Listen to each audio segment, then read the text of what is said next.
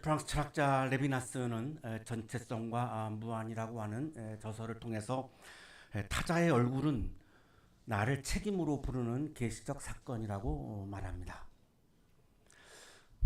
내 앞에 와 있는 에피파니라고 레비나스는 부르는데요. 내 앞에 와 있는 현현하고 있는 한 인간의 얼굴은 나를 윤리적인 책임으로 부르는 계시적인 사건이다, 이렇게 말합니다.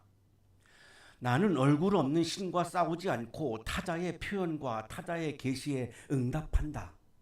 인간이라고 하는 존재는 내 앞에 현현한 얼굴 앞에서 그 사람의 성과나 능력이나 기능과 역할을 따지지 않고 그냥 인간이라고 하는 존재 그 자체만으로 나는 그가 나에게 요구하고 있는 윤리에 응답해야 하는 그것이 인간 존재이다.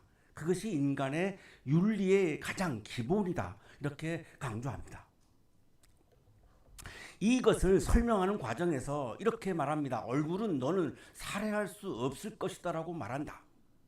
내 앞에 현현에 있는 하나의 얼굴은, 한 인간의 얼굴은, 우리 타자의 얼굴은 우리에게 호소한다는 겁니다.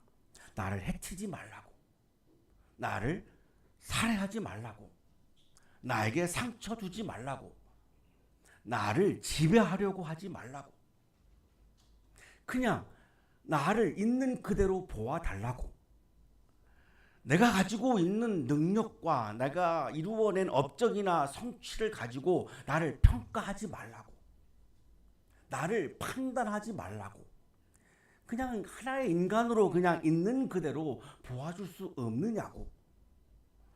타자의 얼굴들은 우리에게 나타나서 이렇게 호소한다는 것입니다. 오늘 본문에 등장하는 어린이들이 바로 그런 존재들입니다. 당시 사회에서 어린이들은 완전한 약자입니다. 목소리도 없고 존재감도 없고 주변부의 존재들입니다. 약자 중에서 가장 약한 존재들입니다. 능력을 가진 것도 없고 성취해낸 것도 없습니다. 이 사회에 공헌한 것도 없습니다.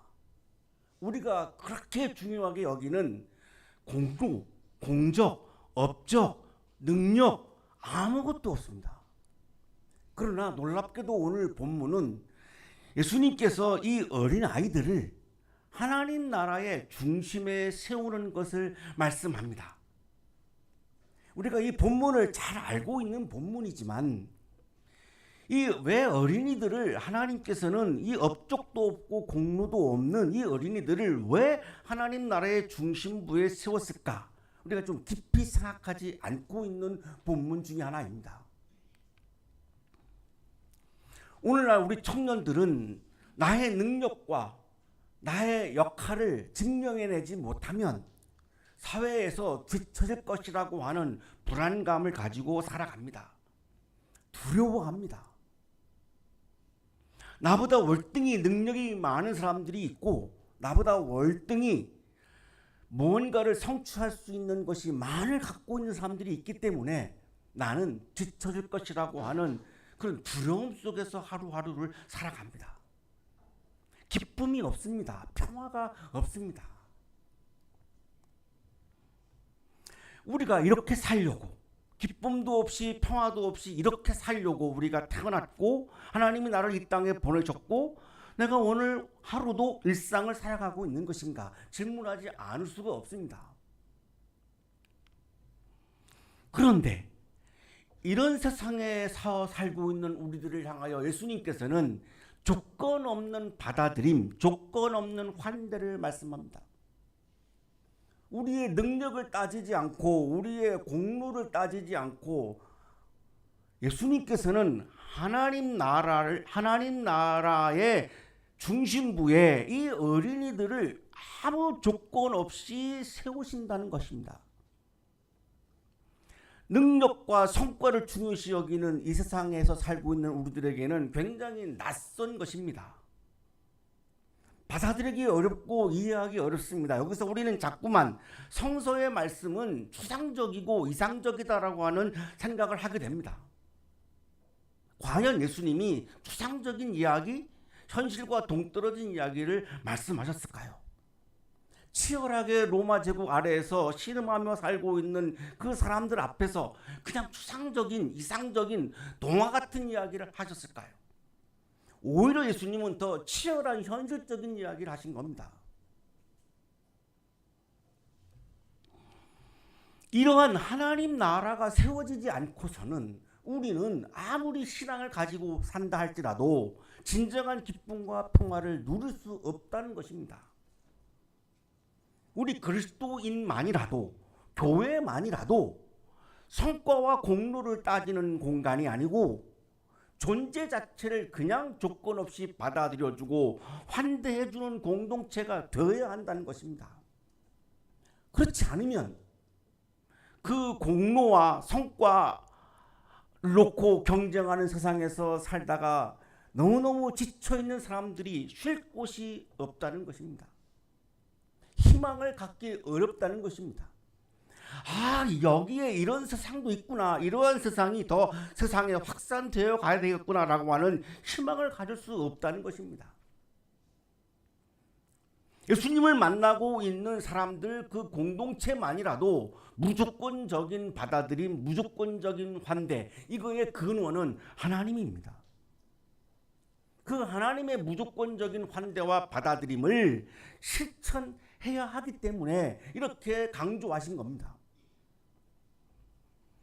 당신은 무엇을 해서가 아니라 존재 자체로 이미 환대받았다라고 하는 예수님의 이 선언은 내가 무엇을 증명해내야 내가 세상이 나를 인정해 줄 것인가를 고민하고 있는 우리 청년들에게는 복음 중에 복음입니다.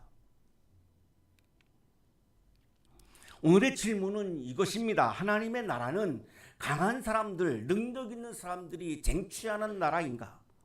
아니면 하나님께 받아들여지는, 조건 없이 하나님께 받아들여지는 사람들의 나라인가?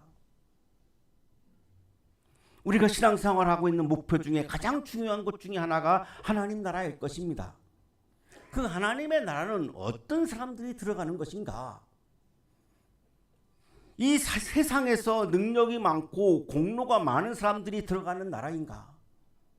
아니면 조건 없이 하나님으로부터 받아들임을 받은, 하나님이 환대해 주신 그 사람들의 나라인가? 라고 하는 것이 오늘 아침 우리들의 질문입니다.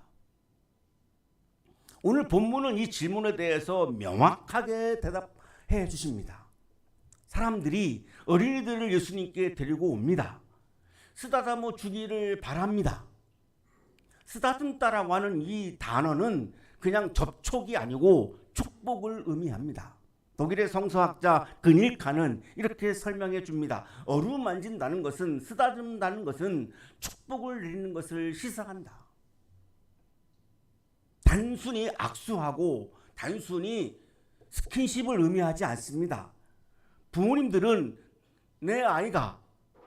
이 아이가 예수님의 축복을 받기를 원해서 데리고 온 것입니다. 거기에는 예수님의 생명이 깃들여진다라고 생각을 한 것이고, 그래야만 이 아이가 하루하루를 능력과 관계없이, 성취와 관계없이 기쁘게 평화롭게 인간답게 살 것이라고 하는 확신이 있었기 때문입니다. 그런데 제자들은 그 어린아이들을 꾸짖습니다. 왜 그랬을까요? 제자들은 효율을 중요시 여긴 거죠. 중요한 나의 스승이 이 어린아이들에게 시간을 뺏기기를 바라지 않았던 겁니다. 어린이들에게 부여하는 예수님의 시간을 뺏긴다고 생각한 겁니다. 어른들에게 시간을 쏟아야 이 그룹이 뭔가가 성과가 있고 뭔가가 공적이 생긴다고 생각한 것입니다. 어린이들에게 아무리 시간을 쏟아봐야 의미가 없다고 생각하는 것입니다. 왜?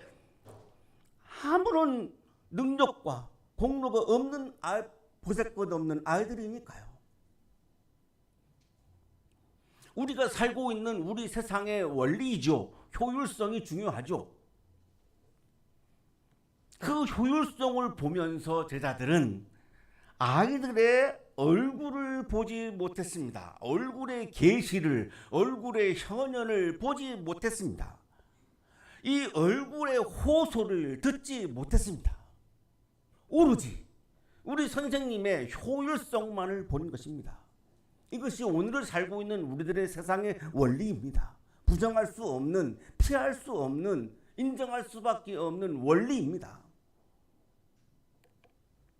그러나 예수님이 말씀하시는 하나님의 나라는 효율성을 중시하는 나라가 아닙니다. 모든 인간 존재가 조건 없이 받아들여지고 환대받는 나라입니다. 제자들은 그 하나님의 나라의 원리를 깨닫지 못했습니다. 내 선생님이 무엇을 중요하게 여기는가를 깨닫지 못했습니다. 그래서 아이들을 밀어냈습니다. 이때 예수님은 분노하십니다. 효율성을 중요시 여겼던 제자들이 뭐 그렇게 잘못했다고 예수님은 분노하신 건가요? 너무나 당연한 거 아니겠습니까? 예수님의 세력이 확대되려면 보다 더 영향력을 가지고 있는 사람들에게 만나서 예수님의 말씀을 전하고 거기에 애정을 쏟고 거기에 에너지를 쏟아야지만 예수님의 세력이 더 확대되겠죠. 그것을 중요하게 여겼던 제자들이 뭐 그렇게 잘못했다고 예수님은 분노하시고 있나요? 예수님의 분노의 지점이 무엇일까요? 세상의 원리를 가지고 효율성을 중요시 여기는 세상의 원리를 가지고 하나님의 나라를 오염시키는 것을 참을 수 없는 것입니다. 예수님의 입장에서는 하나님의 나라가 가장 중요했기 때문에 세상의 원리를 가지고 들어와서 하나님의 나라를 훼손하고 하나님의 나라를 오염하고 하나님의 나라를 해석하는 것 그 자체를 참을 수 없는 것입니다. 세상 사람들은 그렇게 산다 할지라도 나의 제자들만큼은 그렇게 생각해서는 안 된다라고 생각하신 겁니다. 나한테 늘 같이 돌아다니면서 배우고 있는 나의 제자들이 그렇게밖에 생각하지 못하는 것에 대해서 예수님은 참담했던 겁니다. 나의 제자들마저도 이렇게 생각하나? 예수님은 선언하십니다. 하나님 나라는 이런 사람들의 것이다. 어린이와 같은 사람들의 것이다.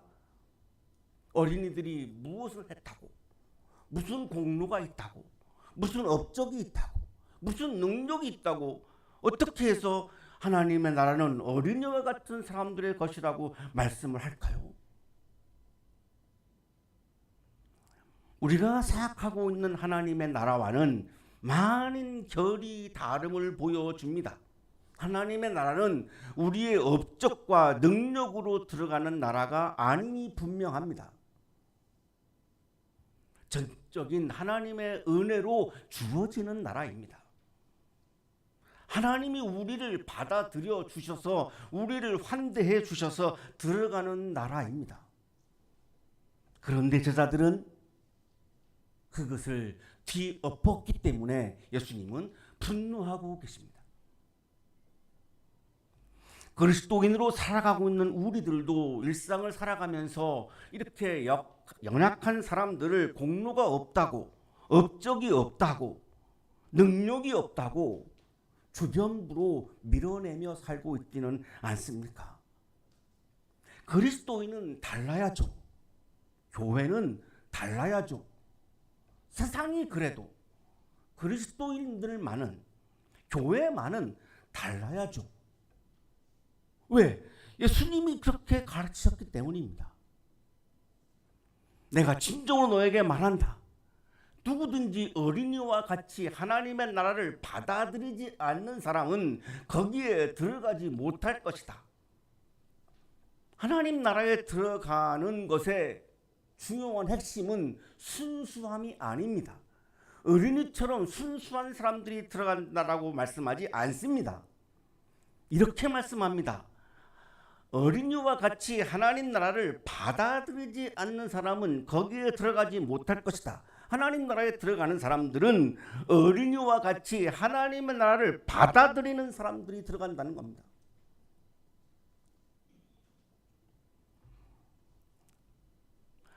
한 존재를 조건 없이 받아들여주고 환대해주고 존중해주지 않으면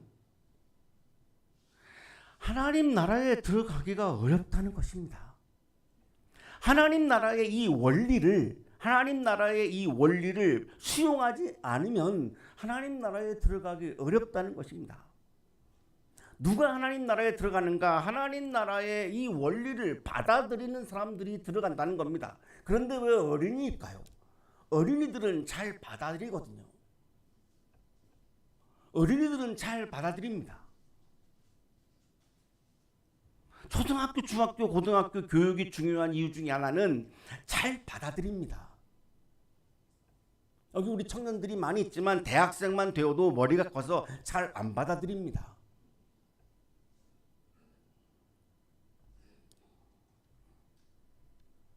다 나의 생각이 있고 내 자아가 있고 내 주관이 있고 내 철학이 있기 때문에 선생님이 아무리 가르쳐줘도 잘 받아들이지 않죠.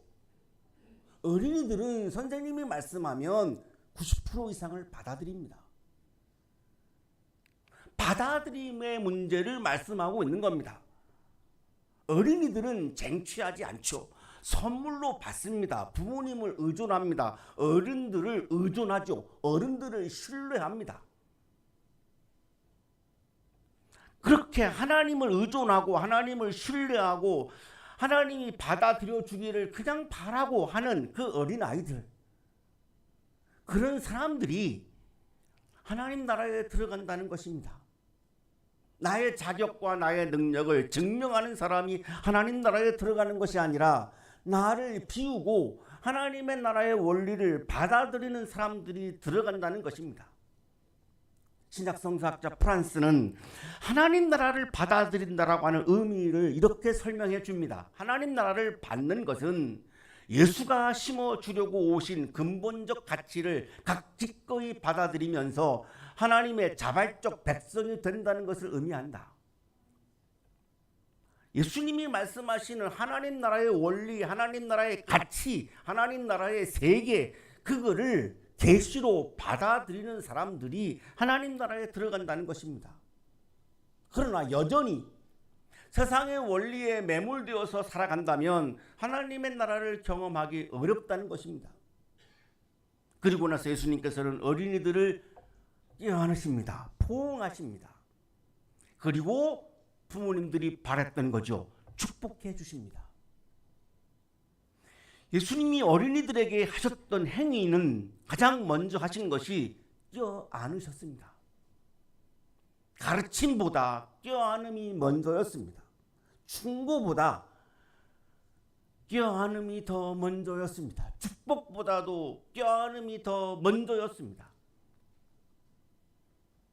이것이 하나님 나라의 방식입니다. 하나님 나라의 방식은 포용하는 겁니다. 환대하는 겁니다. 껴안는 것입니다. 어버이주를 맞는 우리들에게 큰 울림이기도 하죠. 부모님의 사랑은 이 세상에서 가장 위대한 사랑 중에 하나입니다.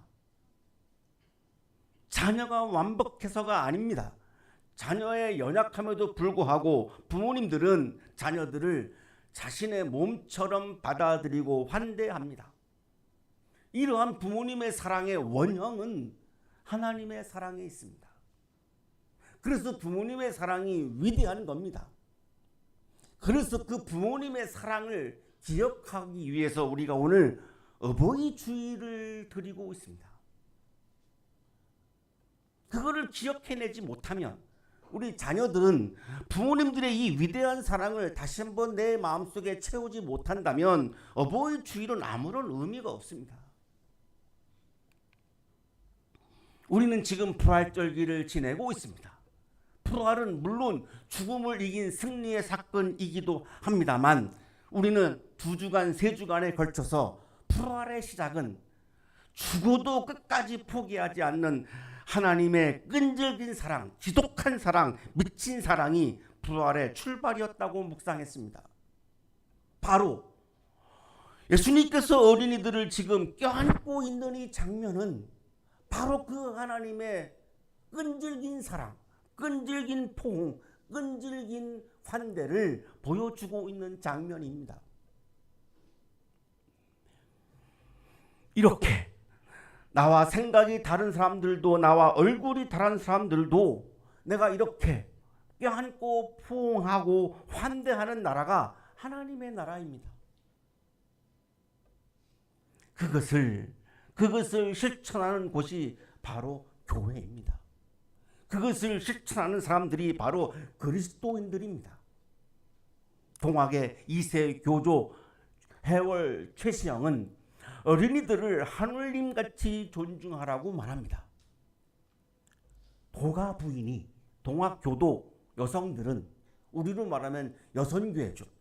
여선교회 회원들은 유아를 타함은, 유아를 때리는 것은 천주의 의를, 천주의 뜻을 사하는 것이니 차를, 이것을 경계할 것이며, 또 도가에서 이니 사람이 레하거든, 나에게 나타나거든, 현현하거든, 객이 내했다고 말하지 말고, 손님이 나에게 찾아왔다고 말하지 말고 천주가 강림했다고 여겨라.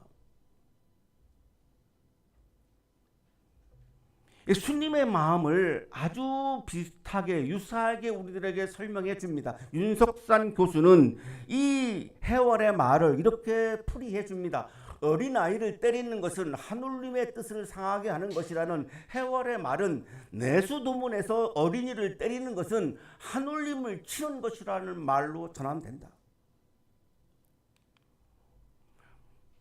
어린이를 학대하는 것은 하나님을 학대하는 것과 같다, 이런 말입니다.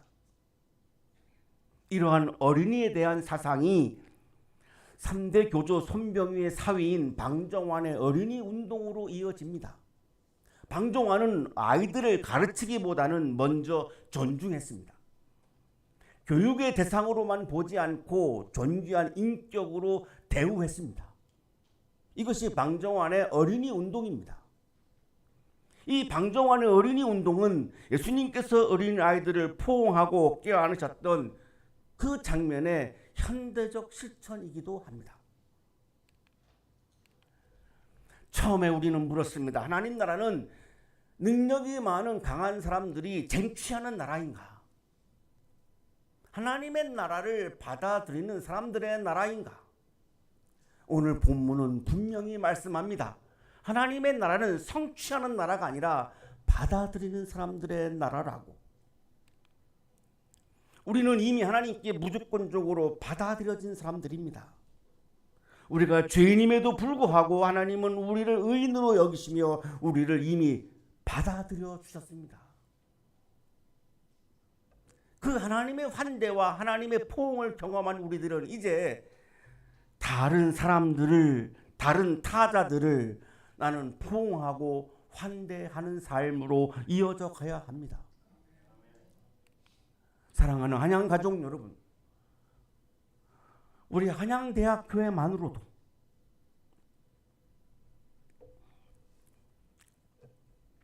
우리 한양대학교회는 제가 보기에는 모범적인 교회 중에 하나입니다.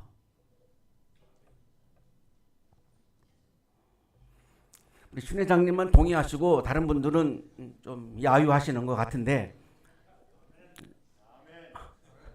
최근에 한 신학자하고 대화를 하다가 우리 교회에 대해서 물어봐서 얘기해 드렸습니다. 너무너무 모범적인 교회라는 겁니다. 한국교회가 한양대학교만 같으면 기독교가 안 무너질 것 같다는 겁니다. 우리 교회가 지금 운영하고 있는 여러 가지 많은 제도들을 들으시고 그렇게 평가하셨습니다. 우리가 직분이 없이 우리가 모두가 평등한 것, 성서 본문과 기도를 우리 청년들도 다 함께 참여하는 거, 운영위원회에 우리 청년들도 새가족들도 들어오는 거, 헌금을 공개하지도 않고 강요하지도 않고 강조하지도 않고 아무도 담임 목사조차도 알 수 없는 이런 운영들,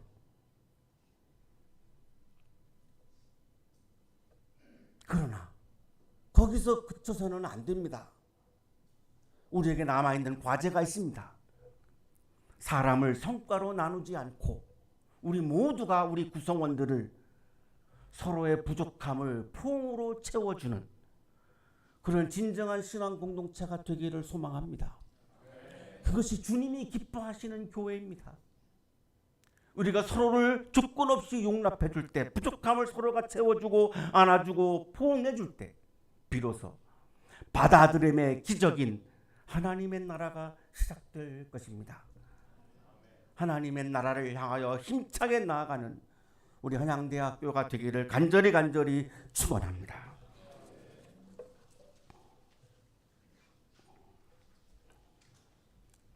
사랑의 하나님, 우리를 업적으로 평가하지 않으시고 은총으로 불러주심에 감사드립니다. 세상을 향해 자신을 증명하느라 지친 우리 청년들을 위로하여 주시고 어린아이처럼 두 손을 비워 주님의 나라를 선물로 받게 하소서. 부모님이 우리를 품어주셨듯 우리도 공동체 안에 연약한 이들을 껴안게 하옵소서. 우리가 사는 세상이 경쟁의 전쟁터가 아니라 서로를 환대하는 하나님 나라의 모형이 되게 하소서. 예수 그리스도의 이름으로 기도하옵나이다. 아멘.